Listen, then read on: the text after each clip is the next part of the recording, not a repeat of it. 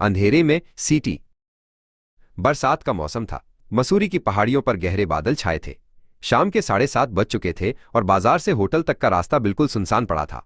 मैं आकाश अपने छाते को सिर पर ताने चल पड़ा। हवा इतनी तेज थी कि छाते की डंडियां कांप रही थीं। सड़क पर पानी की धाराएं बह रही थीं और कहीं कहीं कीचड़ जम गया था। सड़क के दोनों ओर देवदार और चीड़ के पेड़ अंधेरे में ऊंचे ऊंचे दैत्य जैसे लग रहे थे।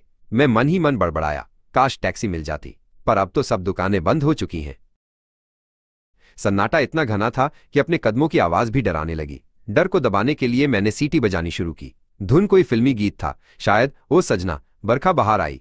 मुझे लगा सीटी से हिम्मत मिलेगी, लेकिन तभी मेरी धुन के बीच एक और सीटी सुनाई दी। मैंने सीटी बंद कर दी, पर दूसरी सीटी जारी रही।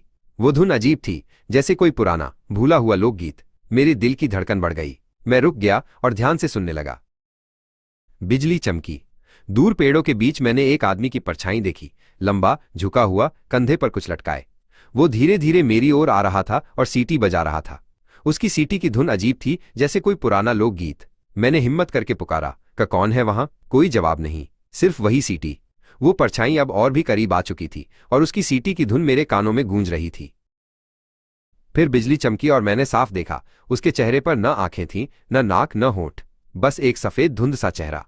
लेकिन सीटी की आवाज उसी से निकल रही थी। मेरे गले से आवाज नहीं निकली। पैर जैसे जमीन से चिपक गए।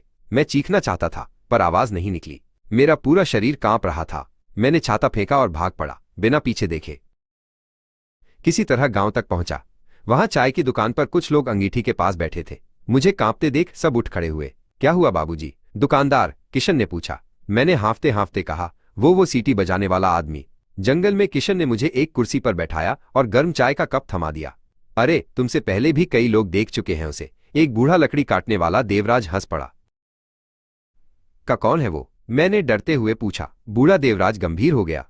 20 साल पहले उस रास्ते पर एक आदमी की हत्या हुई थी। वो भी हर रात सीटी बजाकर घर लौटता था। उसका नाम बंसीलाल था। गांव में सब उसे उसकी सीटी से जानते थे।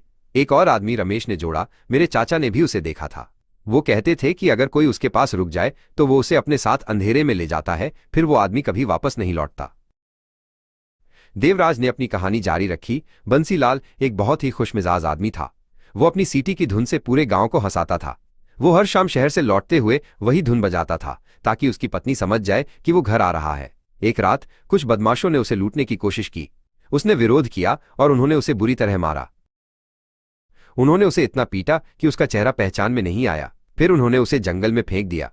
उसकी आत्मा अब भी वही धुन बजाती है, शायद अपनी पत्नी को यह बताने के लिए कि वो घर आ रहा है। देवराज ने दुख भरी आवाज में कहा। जो मैंने